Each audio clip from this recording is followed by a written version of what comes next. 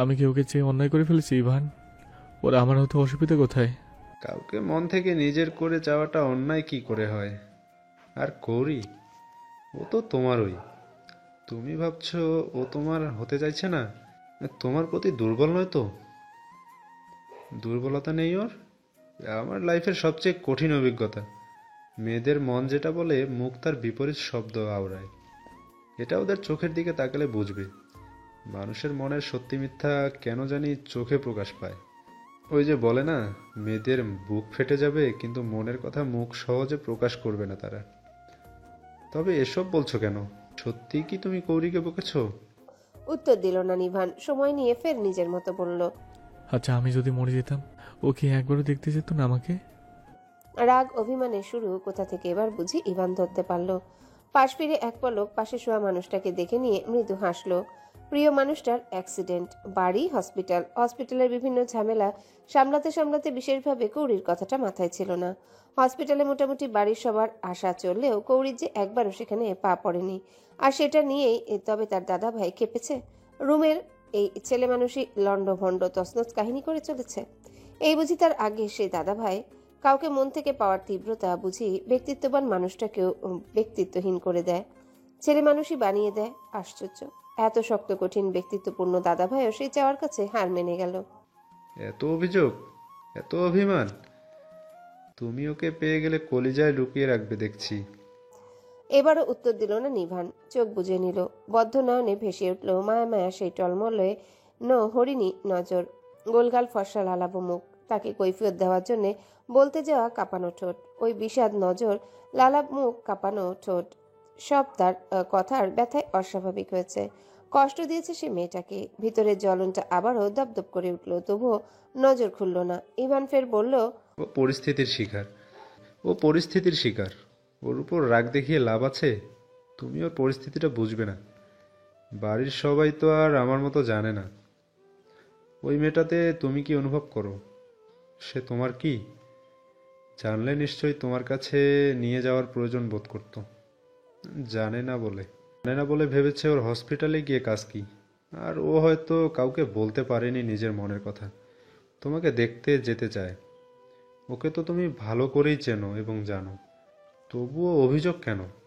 কণ্ঠ শান্ত অথচ স্বরে অভিমান ভরা। ওর কাছে ফোন ছিল ইভান, আর সেই ফোনে আবার নাম্বারটাও ছিল, যেটা আমি নিজেই যাতে সেভ করেছিলাম। ও আমাকে একটা ফোন দিতে পারতো না? শান্ত গলায় কথাগুলো বললেও কথার মধ্যে যেন হাজারো আকুলতা, অভিমানে টইটুম্বর। তবুও কৌরির হয়ে সাফাই গেল ইভান। তুমি তো ওকে খুব ভালো করে এতদিন জেনে গেছো দাদা ভাই। মেয়েটা এমন স্বভাবের। আচ্ছা, মেয়েটা কেমন স্বভাবের, আর জেনে বুঝেও অভিযোগ করবে? জানি না ওকে জেনে শুনে কেন ওর প্রতি অভিযোগ জন্মালো। ও বললেই হতো অভিযোগ। ও হসপিটালে যেতে পারেনি, ঠিক আছে, কিন্তু আমাকে শুধু একটাবার ফোন দিতে পারতো। আমার ভালো মন্দ জানার প্রয়োজন ছিল না, শুধু একটাবার ফোন দিত। আমি ওর উপস্থিতি হোক বা না হোক ফোন কলের অপেক্ষায় ছিলাম ইভান। ও কেন এতটুকু বুঝলো না আমার দুর্বলতা, আমার একটুখানি ওকে দেখার তীব্রতা। আমি যখন অ্যাক্সিডেন্ট করলাম আমার মনে হচ্ছিল আমার বুঝে ওর কাছে আর কখনো ফেরা হবে না। সেই তৃষ্ণা নিয়ে আমি মরতে মরতে বেঁচে গেলাম। তারপর বেঁচে গিয়েও ও কি আমাকে একটু একটু করে মেরে ফেলার চেষ্টা করছে না? মজার ছলে দারুণ কণ্ঠে গানের কলিজোড়া গেয়ে উঠল ইভান। ফের ঠোঁটে চমৎকার হাসি ফুটিয়ে পাশ ফিরে তাকালো নিভানের পানে। নিভান তখনও চোখ বুজে। ইভানের গানের শব্দগুলো তাকে উল্লেখ করে গাওয়া বুঝতে অসুবিধা হলো না। প্রতিক্রিয়া দেখালো না সে, সেভাবেই চুপচাপ চোখ বন্ধ করে পড়ে রইল। অনুভব করার চেষ্টা করলো নিজের মধ্যে অন্য কারো অস্তিত্বকে। ইভান খেয়ালি নজরে বেশ কিছুক্ষণ নিভানকে পর্যবেক্ষণ করে চঞ্চলা গলায় বলল, দুদিন পর মেয়েটার পরীক্ষা, এমনিতেই প্রেসারে আছে। সারাদিন তাকে বইয়ের টেবিলে ছাড়া দেখা যায় না। আর আমার অতি ধৈর্যশীল বুঝদার দাদাভাই তার পাগলামি মেয়েটার উপর প্রয়োগ করে মেয়েটার প্রেসার দ্বিগুণ বাড়িয়ে দিয়েছে। মানা যায়? তুমি অবুঝপনা করেছো। সত্যি মানতে পারছি না। নিভান এবারও উত্তর দিল না, চুপচাপ সেভাবেই রইল। ইভানও আর কথা বাড়ালো না, সেও নিশ্চুপ হয়ে গেল। সময় চলল, নীরবতায় ছেয়ে গেল বিশাল বড় রুমটায়। চারিপাশটা কেমন শুনশান, নিস্তব্ধতা। বেশ সময় কেটে যাওয়ার পর ইভান উঠে বসলো। বসে থেকেও কিছু সময় ব্যয় করলো, ফের উঠে দাঁড়ালো। কাচের টুকরো লক্ষ্য করে পা বাঁচিয়ে যেতে যেতে শিথিল গলায় বলল, প্রাণ পাখি উড়াল দেওয়ার আগে নিজের অনুভূতির কাছে তাকে আটকে দিও, না হলে আমার মতো ভুগতে হবে, পুড়তে হবে, জ্বলতে হবে। এই ভোগ, এই পোড়া, এই জ্বলন খুব যন্ত্রণার দাদাভাই, শেষ করে দেবে তোমাকে। চলে গেল ইভান। হঠাৎ মাথায় যন্ত্রণা শুরু হলো নিভানের। অ্যাক্সিডেন্টে মাথায় আঘাতটা লেগেছে বেশি, তবে সেই ব্যথা জেগেছে নাকি ইভানের কথায় নতুন ব্যথা সৃষ্টি হয়েছে? পূর্ব আকাশে নতুন আরও একটি দিনের সূচনা দিয়ে সূর্য উদিত হলো। কি অপরূপ তার ঝলমলে রূপ! তেমনই রূপের প্রশংসা পেয়েছে কৌরিও। অথচ সেই ঝলমলে এই রূপে যেন আজ ঘোর অমাবস্যা নেমেছে। ডাইনিং টেবিলে চুপচাপ খাচ্ছে সে, খাচ্ছে কম, হাত দিয়ে খাবার ঘাটছে বেশি। কাল বিকালের ওই ঘটনার পর না ঠিকঠাক মতো গলা দিয়ে খাবার নামাতে পেরেছে, আর না বইয়ে মনোযোগ দিতে পেরেছে, আর না দু চোখে ঘুম নেমেছে তার। ওই চুপচাপ শান্তশিষ্ট মানুষটা শুধু তার জন্যে এত পাগলামি করলো, এত রেগে গেল। কাল যেন কৌরির মনকে ধরে বেঁধে রোধ করে রাখার সব সীমা ছাড়িয়ে ফেললো। ভাবনায় বিভোর কৌরি হঠাৎ সুপরিচিত সুগন্ধে মুখ উঁচু করে তাকালো। সেই মানুষটাই। আজ আর কৌরির নজর নামালো না। অনিমেষ চেয়ে রইল কপালে সাদা ব্যান্ডেজ জড়ানো শ্যামবর্ণ মুখে। নিবানের আশেপাশে না তাকিয়ে চেয়ার টেনে বসলো। শান্ত গলায় ডাক দিল রানীকে। রানী সাহেবা, আমাকে কফি দিন। রানীর বদৌলে তড়িৎ রান্নাঘর থেকে বের হয়ে এলো শান্তনা রহমান। ব্যস্ত গলায় বললেন, তুই কেন অসুস্থ শরীর নিয়ে নিচে নেমে এলি? ভাবি তোর খাবার রেডি করে রেখেছেন। ভাইয়ের খাবারটা দিয়ে এসে তবে তোর খাবারটা নিয়ে উপরে যাবেন, তার আগেই চলে এলি? সমস্যা নেই, শরীর ঠিক আছে আমার ছোট মা। খাবার দিতে হবে না, 1 কাপ কফি বা চা হলেই আপাতত চলবে।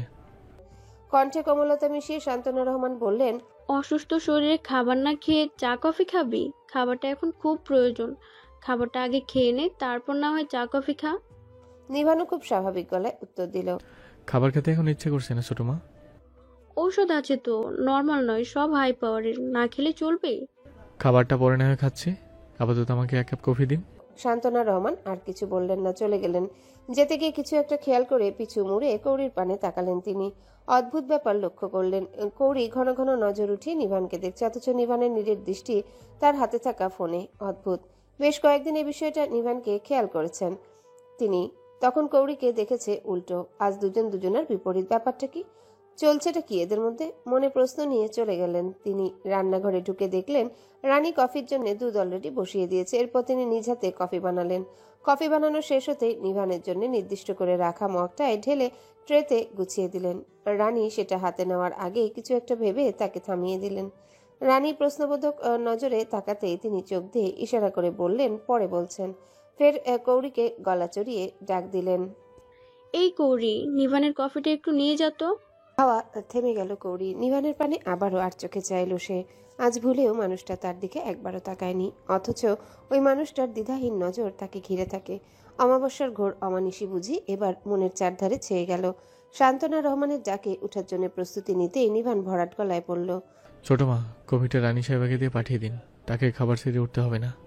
খুব স্বাভাবিক গলায় কথাটা বলল নিভান, অথচ কৌরির কানে সেটা অস্বাভাবিক লাগলো। আর তার চেয়ে অস্বাভাবিক লাগলো সামনে বসা মানুষটার আচরণ। পলক্ষীন চোখে নিভানের দিকে চেয়ে রইল কৌরি, অথচ মানুষটার খেয়াল ধ্যান হাতের ফোনে। ধ্যান তো তার দিকে থাক, এটা তো চায়নি কৌরি, তবে কেন মন কাঁদছে? শান্তনা রহমান কি বুঝলেন? রানীকে দিয়ে কফি পাঠিয়ে দিলেন। রানী এসে কফি দিয়ে গেল, সেটা তুলে মুখে নিল নিভান। অদ্ভুত শান্ত নজরে মাথা নিচু করে হাত দিয়ে খাবার ঘেটে যাওয়া কৌরিকে খুব কৌশলে একবার দেখে নিল। সূক্ষ্ম হাসলো ফের। সে হাসি মুহূর্তে ঠোঁটের ভাঁজে মিলিয়ে নিয়ে মনে মনে আওড়ালো, শাস্তি পাচ্ছ তুমি, একটু সময় দাও, অপেক্ষা করো। এই শাস্তির বিনিময়ে নিবান তোমাকে তার নিজের এত কাছে আনবে, তুমি নিজেও আর দূরত্ব চাইবে না। তখন এই শাস্তির বদলতে নিবান তোমাকে এক সমগ্র পৃথিবীর সুখ দিবে, অজস্র ভালোবাসায় মুড়িয়ে রাখবে। নিবানের প্রাণ পাখি। গাঢ় শীতের কুয়াশাচ্ছন্ন ভোর, চারপাশটা ঠান্ডায় জুবুথুবু অবস্থা। ক্ষণে ক্ষণে যেন হাত পা বরফ হয়ে আসছে। সেই হিম পড়া শীতের ভোরে বাড়ি থেকে রেডি হয়ে বের হচ্ছে কৌরি। শিক্ষা জীবনের গুরুত্বপূর্ণ একটা অধ্যায়। আজ থেকে তার ইন্টারমিডিয়েট পরীক্ষা শুরু। এই বাড়ি থেকে নিজ গ্রামে গিয়ে পরীক্ষা দিতে হবে তাকে। আর যাওয়ার উদ্দেশ্যে শীতের হিমশীতল সকালে তাকে রওনা হতে হচ্ছে। অথচ বাড়িতে থাকলে সবকিছু কত সহজে হতো তার। নিরাপদ জার্নি হতো। সময় মতো সুন্দর সুস্থ মস্তিষ্কে গুছিয়ে প্রস্তুতি নিয়ে পরীক্ষা দিতে যেতে পারত। না টেনশন থাকতো এত জার্নি করে ঠিকমতো সময় কেন্দ্রে পৌঁছাতে পারবে কিনা, আর না মানসিকভাবে তাকে এতটা এলোমেলো থাকতে হতো। আফসোস নিজের বাড়িঘর সব থাকতেও কত দূর থেকে জার্নি করে তাকে পরীক্ষা দিতে হচ্ছে। আবার মাথার মধ্যে চতুর্দিকের ভাবনায় ছড়ানো ছিটানো। তন্মধ্যে সব ভাবনার মূল হয়ে দাঁড়িয়েছে সেই মানুষটাকে নিয়ে। খেয়ে গেলি না? তবে আমি ইভানকে বলে দিয়েছি একটু বেলা হলেই যেন তোর খাবারের ব্যবস্থা করে দেয়। কথাটা বলে তিনি পুনরায় জিজ্ঞাসা করলেন, আমি খাবার দিব, নিবি? নিহারিকা বেগম কথার ভাবনায় কাটল কৌরির। স্মিত হাসল।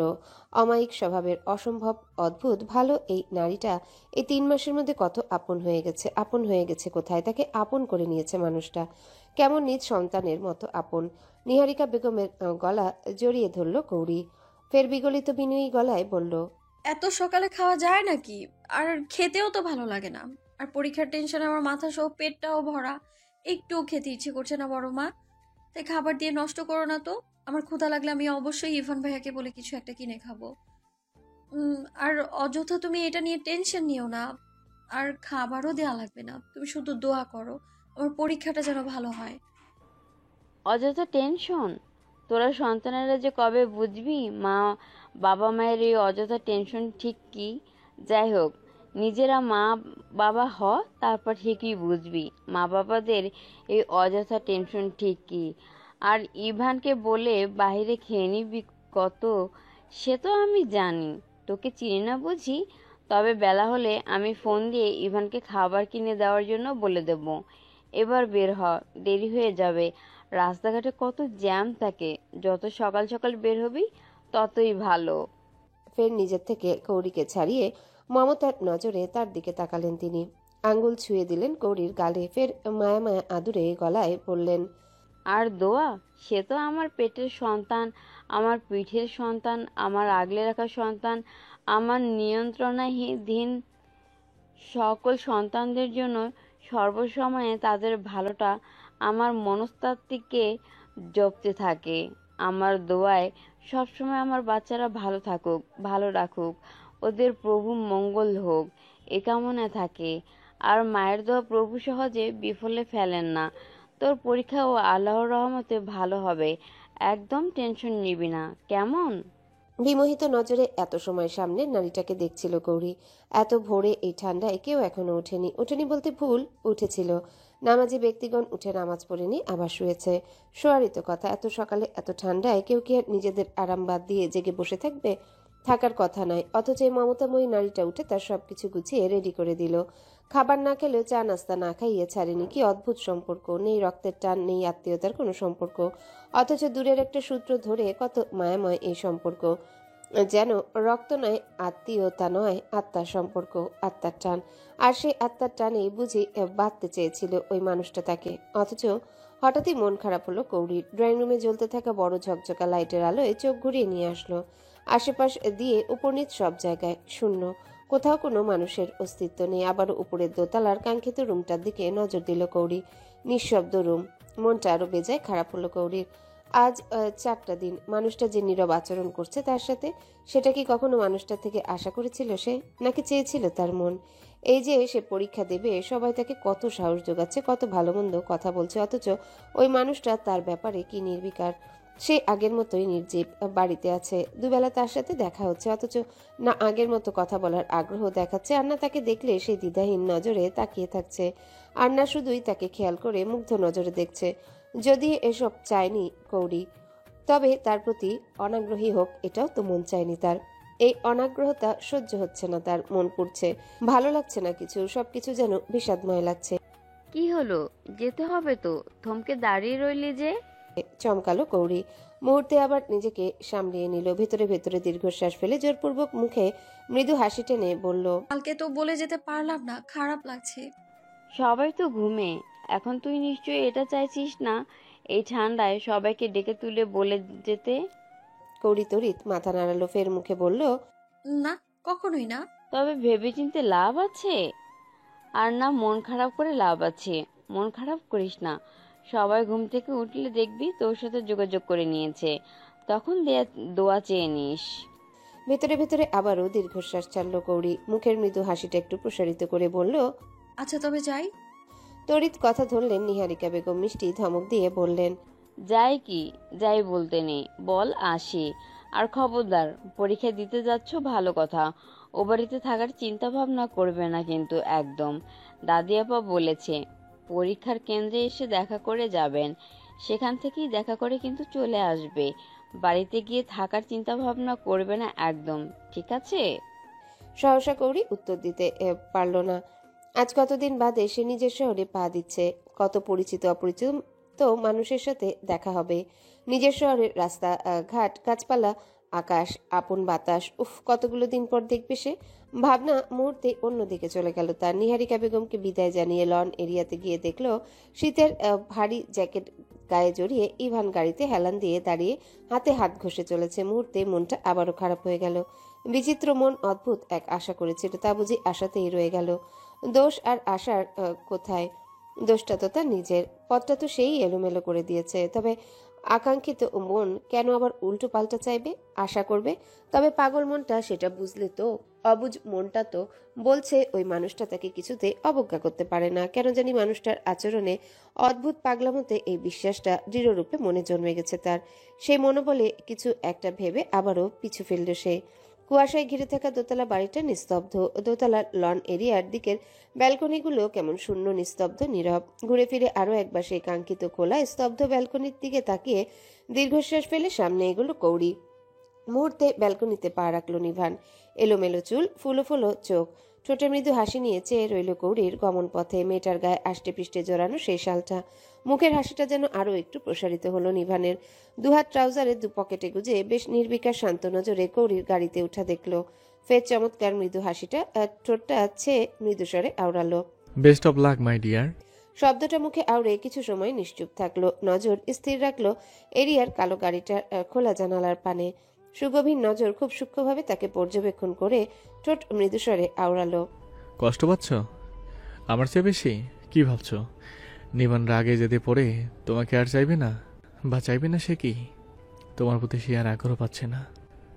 যদি এই ভাবনা মনে পুষে থাকো তবে খুব ভুল ভাবছো। তুমি জানো না, তোমাকে পাওয়ার আগ্রহ ইচ্ছা নিবান ইহকালেও ছাড়বে না। ছাড়া সম্ভব নয় নিবানের।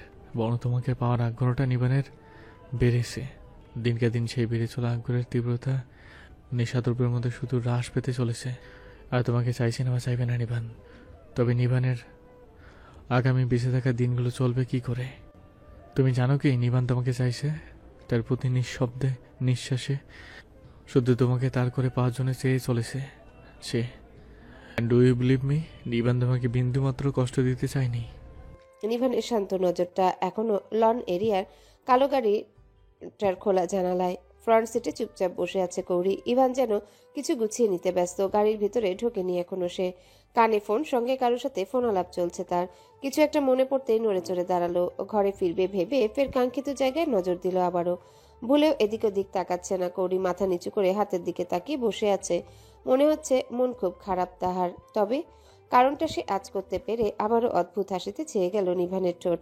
স্পষ্ট স্বরে গান না গাইলেও গুনগুনিয়ে সুর তুলল। গুনগুনানোর সুরটা বাড়িয়ে পা বাড়ালো রুমে। বেডের পাশের ল্যাম্প টেবিল থেকে ফোনটা নিয়ে ধপ করে আধা শোয়া হয়ে পড়ল বেডে। ফের ইভানের হোয়াটসঅ্যাপ আইডিতে ঢুকলো। সেকেন্ডের মধ্যেই দক্ষ হাতে টাইপ করলো। সাবধানে নিয়ে যাবি। সেন্ড করতেই সঙ্গে সঙ্গে দুটো টিক চিহ্নে গোলকার ঘরটা পূর্ণ হয়ে গেল। তার মানে ইভানের ফোনে কথা বলা শেষ। মুহূর্তে রিপ্লাই এলো, যথা আজ্ঞা বড় সাহেব। তোমার মতো দক্ষ ড্রাইভার নই, তবে আমি জানি আমি আমার দাদা ভাইয়ের জান, কলিজা, প্রাণ পাখি সাথে করে নিয়ে যাচ্ছি। আর তাকে কিভাবে নিয়ে যেতে হবে, রাখতে হবে, সেটাও খুব ভালো করে জানি। সো আমার প্রতি বিশ্বাস ভরসা রাখতেই পারো। ঠোঁটের মৃদু হাসিটা বিস্তৃত হলো নিভানের। মেসেজ দেখা শব্দগুলোর দিকে তাকিয়ে রইল কিয়ৎক্ষণ। ফের পুনরায় মেসেজ আসতে সেদিকে নজর দিল। আমার জায়গায় তোমার যেতে ইচ্ছে করছে না? সুগভীর শান্ত চোখ দুটো মেসেজের শব্দগুলোই আটকে রইল। ফের সময় নিয়ে উত্তর দিল, অমূল্য কিছু পেতে গেলে কিছু ইচ্ছে বিসর্জন দিতে হয়। মনে ছোট ছোট চাওয়া পাওয়া ছাড়তে ইচ্ছে না করলেও তাও ছাড়তে হয়। তাতে মঙ্গলজনক কিছু পাওয়ার সম্ভাবনা থাকে। মেসেজ দেখে চমৎকার হাসলো ইভান। ফের মজার ছলে রিপ্লাই দিল, তোমার মনে হয় না তুমি রোমিও টাইপ প্রেমিক হয়ে গেছো? মেসেজ দেখলো নিভান, তবে মেসেজের উত্তর না দিয়ে লিখলো, দেরি হয়ে যাচ্ছে গাড়ি স্যার। আর সাবধান, খুব সতর্কতার সহিত গাড়ি চালাবি। আর কোনো সমস্যা হলে 1 সেকেন্ডের সময় অপব্যয় করবি না, আমাকে জানাবি। ফোনের সময়ের দিকে তাকালো ইভান। ভাবলো আসলে আর সময় ব্যয় করা উচিত হবে না। নিভানকে বিদায় জানিয়ে ফোন রেখে উজ্জ্বল মুখে একবার কৌরির দিকে তাকালো। মেয়েটা চুপচাপ শান্ত হয়ে বসে আছে, নজর তার ভোরের কুয়াশাচ্ছন্ন বাগানের দিকে। কি মন খারাপ? একটু চমকে ইভানের পানে তাকালো কৌরি। সময় নিয়ে মুখে জোরপূর্বক মৃদু হাসি টেনে সহসা মাথা নাড়ালো। মুখে কিছু বলল না, মৃদু হাসলো ইভান। ফের বলল, তবে আমার জায়গায় দাদাভাইকে আশা করনি বলছো? ধক করে বুকের ভিতর ধাক্কা দিয়ে উঠল। সেই ধাক্কার ঢেউয়ে নোনা জল এসে ভিড় করতে চাইল চোখে, তবে তার সফল হতে দিল না কৌরি। কারণ হোক বা অকারণে এরকম ছিচকাদুনি মেয়ে তো সে কখনোই ছিল না। তবে ইদানিং কথায় কথায় কেন মন খারাপ হয়, আর তার রেশ কাটাতে চোখে নোনা জল ভরে যায় কেন? শান্ত নজর এলোমেলো হলো কৌরির। নিজেকে যত সম্ভব ঠিক রাখার প্রয়াস চালিয়ে বলল, আপনার যেতে ইচ্ছে না করলে হাফিজ ভাইকে পৌঁছে দিতে বলতেন। আমার কিন্তু ওনার সাথে যেতে কোনো অসুবিধা হতো না। উনিও কিন্তু নিজের বোনের মতো যথেষ্ট খেয়াল রাখেন আমার। আসলে মেয়েরা অদ্ভুত হয়, মনে এক কথা আর মুখে তাদের আরেক কথা। অথচ অভিমানী চোখ গলার স্বর বলে দেয় ভিতরের কথা, অন্তরের জোপে চলা কথা। কৌরির কথার উত্তরস্বরূপ ভিন্ন বাক্য ছুড়ল ইভান। বলল, দাদাভাইকে তুমি একবার বললে সে কিন্তু এই অসুস্থ অবস্থায়ও তোমাকে নিয়ে যেতে দ্বিতীয়বার ভাবতো না। অভিমানের প্রগাঢ়তায় ছেয়ে গেল মন, জোপে উঠল সে। বলতে হবে কেন তিনি এত বুঝতার, আর তার বেলায় এসে অবুঝ হয়ে গেলেন। অবুঝপনা শুধু তার বেলায় কেন? মনে মনে যে অভিমান জমল, সেই অভিমান কথার স্বরেও ছড়ালো সে। বাহিরের পানে নজর স্থির রেখে বলল, দেরি হয়ে যাচ্ছে ইভান ভাইয়া, গাড়ি ছাড়ুন। সঙ্গোপনে দীর্ঘশ্বাস ফেলে গাড়ি ছাড়ল ইভান। মেয়ে মানুষ বলতে তার সৃষ্টির জটিল জীব মনে হয়। তাদের মন বোঝা যে কত কঠিন এটা ইভান হাড়ে হাড়ে টের পেয়েছে। তন্ময়কে পেতে তার যা বেগ পোহাতে হয়েছে তার চেয়ে 7 রাজার ধন জয় করা সহজ মনে হয়েছে। আর এবার বুঝি দাদা ভাইয়ের পালা। নিজের অফিস কক্ষে বসে আছেন ইভান। ফর্মাল ড্রেসআপে থাকলেও মাথায় এখনো সাদা গোলাকার শেপ পট্টি জড়ানো। এই অসুস্থ অবস্থায়ও তাকে ইমার্জেন্সি অফিসে আসতে হয়েছে। সেটা নিয়ে মা কত হম্বিতম্বি করলেন। অফিস গোল্লায় যায় যাক, তুই এই অবস্থায় কিছুতেই বাড়ি থেকে বেরোতে পারবি না। সম্পূর্ণ সুস্থ হবি, তারপর বাড়ির বাহিরে। আর অফিস এর আগে কোনো কিছু নয়। আর অফিস টফিস তো নয়, আরও কত কি। বাড়ির মোটামুটি সবাই তাতে ইন্ধন জোগালো। বাধ্য হয়ে না পেরে ছোট চাচু ক্লায়েন্টের সাথে কথা বললেন, যাদের জন্য নিভানকে অফিসে যেতে হবে। অনেক বুঝিয়ে কথা বলেও কাজ হলো না। তারা নিভান ছাড়া ডিল মানতে রাজি নয়। বিধায় মাকে বুঝিয়ে শুনিয়ে বাধ্য হয়ে তারপর তাকে অফিসে আসতে হয়েছে। ক্লায়েন্টদের সাথে মিটিং শুরু হবে একটু পরে। অফিসে এসে নিজ কক্ষে বসে নিজের পিএ মৃদুল এবং শাহেদ সাহেবের সাথে অফিস বিষয়ক কথা বলল কিছুক্ষণ। তারপর তারা নিজ দায়িত্বে চলে যেতে এই মুহূর্তে মাথায় এলো কৌরি। যদিও সারাদিন মেয়েটাই ঘুরে ফিরে চলেছে তার মাথায়। বিশেষ চিন্তা মেয়েটা বাড়ি ফিরবে কখন। মেয়েটা পরীক্ষার হলে ঢোকার পর আরও 2বার খোঁজ নিয়েছে নিভান। 12:30টার পর থেকে আর খোঁজ নেওয়া হয়নি। এখন কয়টা বাজে? মুহূর্তে হাতের ঘড়িটার দিকে তাকালো নিভান। প্রায় 4টা। এত সময় বাড়িতে আসার অর্ধেক পথ মনে হয় চলে এসেছে। একটা খোঁজ নেওয়া দরকার। তখন বাড়ির ঝামেলা মিটিয়ে অফিসে এসে কথা বলতে বলতে কখন এত বেজে গেল খেয়াল হয়নি নিভানের। উফ, তড়িৎ ফোনটা পকেট থেকে বের করলো। ইভান গাড়ি চালাচ্ছে ভেবে ফোনটা দেবে কিনা দ্বিধাদ্বন্দ্ব করেও ফোনটা দিল। একবার কলে ফোনটা ধরল না ইভান। বিষয়টা সাধারণভাবে নিল নিভান। দ্বিতীয়বার ফোন দিতে রয়ে শোয়ে ফোন ধরল ইভান। কোথায় তোরা? বাড়ি পৌঁছাতে আর কতক্ষণ লাগবে? কথাগুলো বলতে বলতে নিভানের মনে কেমন খটকা তৈরি হলো। রাস্তায় থাকলে তো যানবাহনের শব্দে হবে, তবে ইভানের আশেপাশে এত শুনশান কেন, এত নীরব? নিভানের কথায় হঠাৎই উত্তর দিতে পারল না ইভান। আমতা আমতা করে কিছু বলতে গিয়েও বলতে পারল না। সেটা বুঝে খটকা আরও দৃঢ় হলো নিভানের। সেই অনুযায়ী সহজ গলায় প্রশ্ন ছুড়ল, কোথায় তো ইভান? দাদা ভাইয়ের তীক্ষ্ণ ব্রেনের কাছে নিজের চালাকি খুবই নগণ্য, তাই চালাকি না করে জড়ানো গলায় আমতা আমতা করে বলল, আমরা কৌরিতের বাড়িতে দাদাভাই। যে ভয়টা পাচ্ছিল সেটাই করলো ইভান। মুহূর্তে চেয়ার ছেড়ে উঠে দাঁড়ালো নিভান। চমকানো গলায় মৃদু চেঁচিয়ে বলল, হোয়াট? অথচ কথা শুনলো না নিভান। মুহূর্তে রাগান্বিত গলায় একের পর এক বাক্য ছুড়ল, ইভান, তোরা এখন কি করছিস? আমি কি বলেছিলাম তোকে? আর ওর সাথে তো হাফিজ ভাই যেতে পারতো, সেখানে তোকে পাঠিয়েছি আমি। কেন জানিস না? ও বুঝতে চায় না আমাকে। তুই তো বুঝিস, তবু এই ব্লান্ডার কেন করলি? কেন ওকে নিয়ে বাড়িতে গিয়েছিলিস ইভান? নিভানকে ঠান্ডা করতে ইভান তড়িঘড়ি উত্তর দিল, দাদি আপা জোর করেছিলেন আসতে। বৃদ্ধা মানুষটা নাতনিকে দেখার জন্য আমাদের যাবার আগেই কেন্দ্রে গিয়ে বসেছিলেন। কৌরিকে দেখে কত কাঁদলেন। কৌরির পরীক্ষা শেষ হওয়া অবধি উনি ওখানেই ছিলেন। কৌরি পরীক্ষা দিয়ে বের হতেই ওকে বাড়িতে নিয়ে যাবার আবদার জুড়ালেন। আমার কাছে বারবার তাকে নিয়ে যাওয়ার আকুতি করলেন। কৌরিও যেতে চাইল। আমি আর না করতে পারিনি দাদা ভাই। কিছুটা শান্ত হলো নিভান, ফের কিছু একটা মাথায় আসতে তড়িৎ কঠিন গলায় বলল, মিথ্যা বলার বা কথা ঢাকার একদম একটু ট্রাই করবি না। ইভান শুধু কি দাদি আপা গিয়েছিল গৌরীর পরীক্ষা কেন্দ্রে, নাকি অন্য কেউ? আর তারাই আশ্বাসে বিশ্বাস করে ওর বাড়িতে গিয়েছিলি, তাই না? গলা শুকিয়ে এলো ইভানের। এই মানুষটাকে এত তীক্ষ্ণ বুদ্ধিসম্পন্ন আর এত চালাক হতে কে বলেছিল? একটু কম হলে পারতো না? এখন কি বলবে সে? মিথ্যা বলারও উপায় নেই, আর সত্য বললে যে দাদা ভাইয়ের মেজাজ আরো 3 গুণ চড়ে যাবে। তাতে খারাপ ছাড়া ভালো তো মোটেও হবে না, এটা ইভানের বেশ জানা। উফ। ইভান নাহিদ নামের ওই ছেলেটাও গিয়েছিল, তাই না? নিভানের ভারী গলায় চমকালো ইভান। হৃৎপিণ্ডের ধুকপুক তীব্র হলো, প্রাণ পাখিটা যেন উড়ে যাওয়ার অবস্থা তার। কেন যে সবার কথা মেনে এখানে আসতে গেল, এখন জবাব পেতেই দাদাভাই খেপে যাবে। আর দাদাভাই খেপে গেলে সে হোক বা কৌরিকে কারো রক্ষে থাকবে না। ইভান, আমার প্রশ্নের উত্তর দে। দাদা ভাই প্লিজ, ওকে নিয়ে সুস্থ সমেত বাড়িতে ফিরলে তো হলো। আমার প্রশ্নের যথাযথ অ্যান্সার দে ইভান। গলা কাঁপলো, তবুও সাহস জুগিয়ে উত্তর দিল ইভান। মিস্টার নাহিদও গিয়েছিলেন, তবে দাদি আপা আশ্বাস দিয়েছেন ওনাকে দেখেও মনে হয়েছে উনি আর আগের মতো নেই। তার দ্বারা কৌরির কোনোরূপ ক্ষতি হবে না, এটা আমারও মন বলছে। মিস্টার নাহিদ মাই ফুট, তার দ্বারা কৌরি ভালো হোক বা মন্দ আমি চাই না। কৌরি ওর আশেপাশে থাকুক, সেখানে ওর ভালো হয়ে যাক বা মন্দ থাকুক, আই ডোন্ট কেয়ার। কৌরি কোথায়? নিভানের দাঁতে দাঁত চেপে রাগান্বিত গলার কথাগুলো শুনল ইভান। লোকটাকে তারও বিশেষ পছন্দ নয়, তবে কি করবে সে? কৌরির উপর হক তার বাড়ির মানুষেরই তো বেশি আগে। সেখানে কোন অধিকারে গলার জোর দেখিয়ে তাকে নিয়ে যাওয়ার কথা বলবে সে?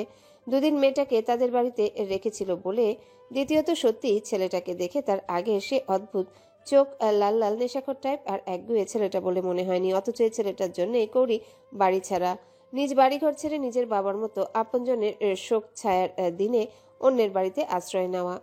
ইভান, কৌরি কোথায়? ওর একটা ক্লোজ ফ্রেন্ড এসেছিল, মেয়েটার নাম বিথি। হয়তো তার সাথে কোথাও গল্প করছে।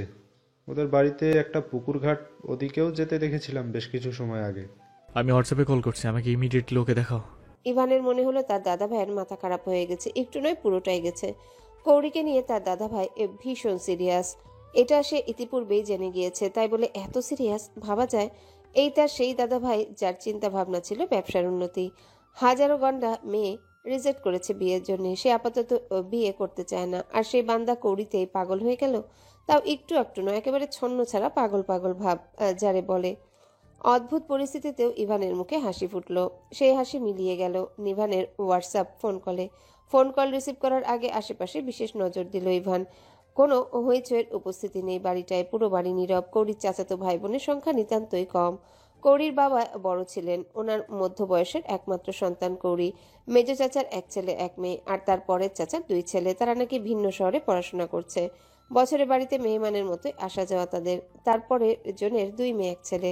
মেয়ে দুজন বিয়ে দিয়ে দিয়েছেন, আর ছেলেটা কৌরির বছরখানেক বড়, সেও পড়াশোনা করছে গ্রাম ছেড়ে ভিন্ন শহরে। আর কৌরির ছোট চাচারও 2 ছেলে, তারাও কৌরির বড়। আহসান আঙ্কেলের কোনো বোন নেই, সেটা ইভান জানে।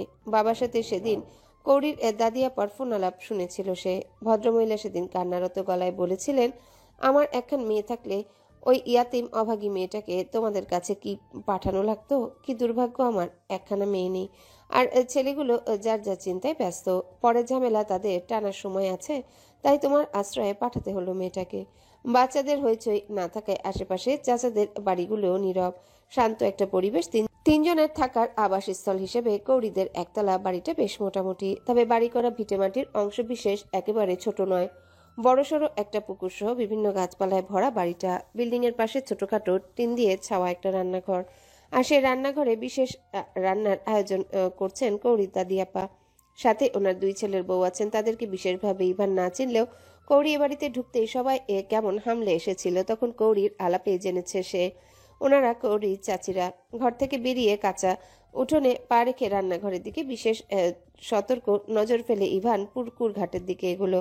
তার আগে ফোনটা রিসিভ করলো। নিভানের গায়ে ফর্মাল ড্রেস দেখে তড়িৎ কিছু বলতে যাবে তার আগে নিভান বিবশ গলায় বলল, ফোন রিসিভ করতে এত সময় লাগে ইভান? নিভানের কথা ইভান গুরুত্ব না দিয়ে তখন এর প্রশ্নটা করলো, তুমি এই অসুস্থ অবস্থায় অফিসে কেন? আবারও চেয়ারে গায়ে এলিয়ে হেলান দিয়ে বসে পড়েছে নিভান। সবকিছু নিয়ে মস্তিষ্ক যেন তার ক্লান্ত। একটু স্বস্তি শান্তি তার কোথায় মিলবে? সঙ্গোপনে দীর্ঘশ্বাস ছেড়ে অদ্ভুত ক্লান্তিময় গলায় বলল, হ্যালো বন্ধুরা, পরবর্তী পার্ট খুব তাড়াতাড়ি আসবে, তো সবাই অপেক্ষায় থাকো। আর চ্যানেলটি যারা এখনো সাবস্ক্রাইব করোনি তারা পরবর্তী পার্ট দেখার জন্য চ্যানেলটি সাবস্ক্রাইব করে রেখো। ধন্যবাদ সবাইকে, আমাদের সাথেই থেকো।